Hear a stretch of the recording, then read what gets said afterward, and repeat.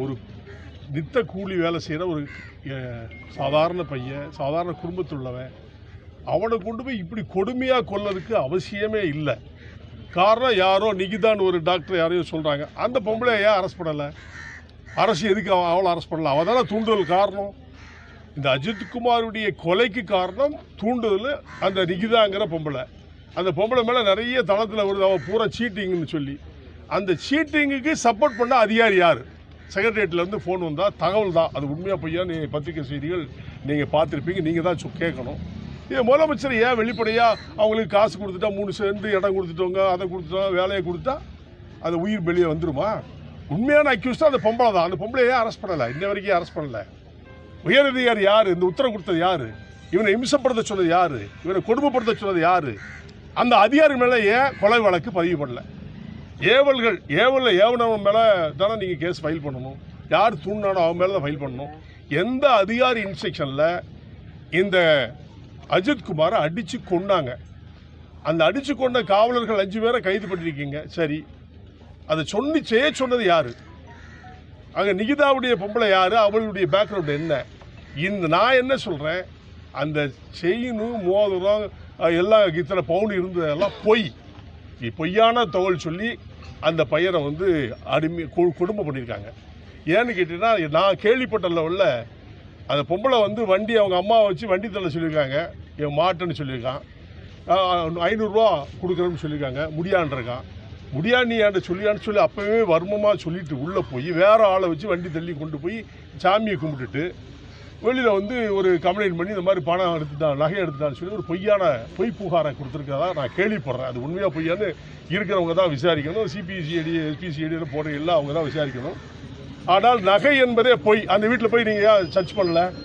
நான் நகை வந்து கோயிலுக்கு போகிறேன், எதுக்கு கார் உள்ளுக்கு வச்சு பூட்டிட்டு எதுக்கு போகிறா? இதெல்லாம் நீங்கள் யோசிக்கணும்.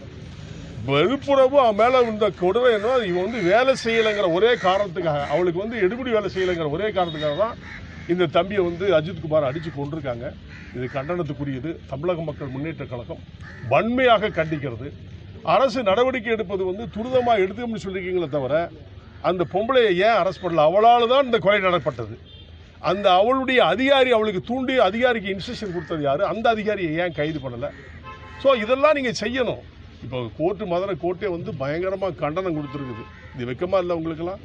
இந்த மாதிரி நிலையெல்லாம் ஏற்படக்கூடாது என்பது தான் மாண்புமிகு முதலமைச்சரை நாங்கள் தமிழக மக்கள் முன்னேற்ற கழகத்தின் சார்பாக கேட்டுக்கிறோம். ஆனால் நடவடிக்கை சரியில்லை. அந்த பொம்பளையை அரெஸ்ட் பண்ணணும். அந்த நிகிதாங்கிற பொம்பளையை அரெஸ்ட் பண்ணுங்கள். அவளால் தான் அந்த இன்சிடென்ட் நடந்திருக்கு. அதனால தான் ஒரு ஏழை மாணவன், இளைஞர் ஒருத்தர் செத்துருக்கான். கல்யாணம் கூட ஆகலை, 27, 28 வயசு தான் ஆகுது. அப்பேற்பட்ட நிராயுத பாணியாக இருக்கிற குடும்பம் இன்றைக்கி சீரழிஞ்சு போயிருக்கு. காரணம் அவன் தான் மூத்தவன், அவன் தான் குடும்பத்துக்கு எல்லாமே நிலைநாட்டணும். நீங்கள் காசு கொடுத்துட்டாப்புல குடும்பம் சாதிச்சிட முடியாது. குடியிருக்க கூட வீடு கிடையாது. ஏதோ 3 சென்ட் நான் கொடுத்துட்டோம் வச்சிருந்தோம்ல, 3 சென்ட் கொடுத்தேன் கட்டி கொடுத்துட வேண்டியதானே? வீடு கட்டி கொடுக்க என்ன ஒரு 50 லட்சம் கொடுத்தா என்ன குறைஞ்சா போகுது? கட்டி கொடுங்க, வீடு கட்டி கொடுங்க. அரசுக்கிட்ட இல்லாத பணமா? இங்கே இருக்கிற மந்திரியை கட்டி கொடுக்க சொல்ல வேண்டியதானே? பணம் இல்லாமல் வச்சுருக்காங்க. எல்லாம் சும்மா கண் துடைப்புக்கு மக்களை ஏமாற்ற வேண்டாம். இந்த மாதிரி கொடுமைகள் தமிழ்நாட்டில் இனிமேல் நடக்கக்கூடாது. இது மாண்புமிகு முதலமைச்சர் அவர்கள் கவனத்தில் கொண்டு இந்த மாதிரி இழிநிலைகள் யாருக்குமே ஏற்படக்கூடாது, இனிமேல் ஏற்படக்கூடாது என்பதை நான் இதை கண்டனமாக வைத்து நடைபெறுகிறேன். நன்றி. உங்கள் தரப்பு நீங்கள் என்ன செய்யலாம்னு நினைக்கிறீங்க? என்ன கொடுக்கணும்?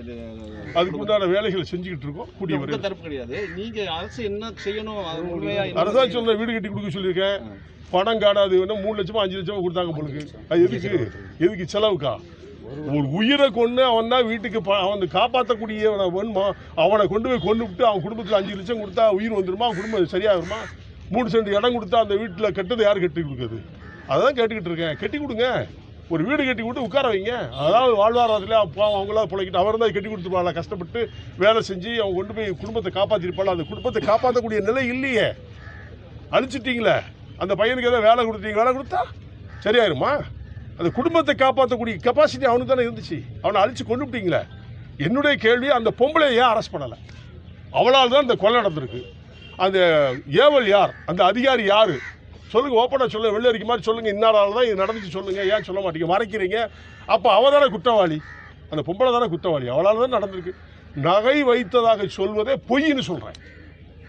இவன் வேலை செய்ய சொல்லி செய்ய மாட்டாங்கிற ஒரு வார்த்தைக்காக வேண்டி அவன் படித்த பையன், அறிவுள்ள பையன், அவனை வேலைக்கார மாதிரி செய்யும்போது யாராவது ஒரு வேலை செய்கிற வாட்ச்மேனாக இருந்தாலும் தன்மையாக சொன்னால் செய்வான். இவன் அதே இடத்துல சொல்லும்போது செய்ய மாட்டேன்ட்டு இருக்கான். அதனால தான் அவளை இந்த மாதிரி பொய்யான ஒரு தகவலை சொல்லி பொய்யான புகாரை கொடுத்து இன்றைக்கி அவனை கொலை செஞ்சுருக்காங்க.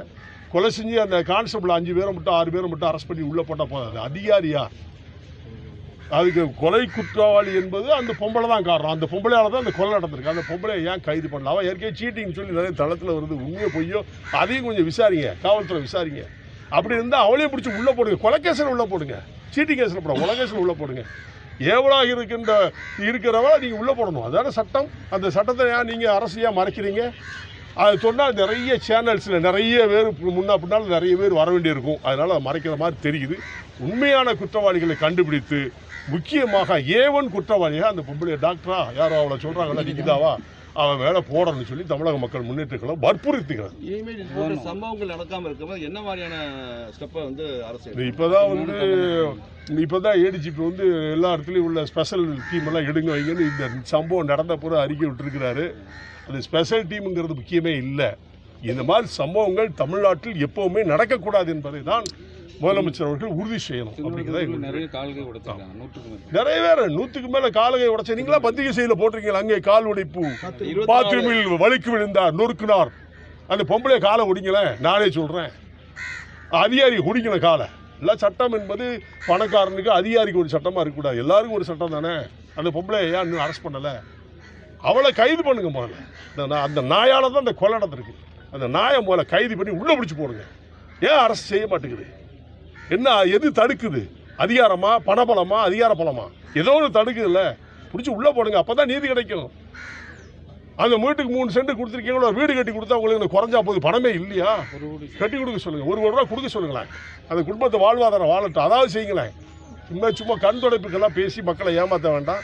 இனிமேல் அந்த இழிநிலை தமிழ்நாட்டில் எங்கேயும் நடக்கக்கூடாது.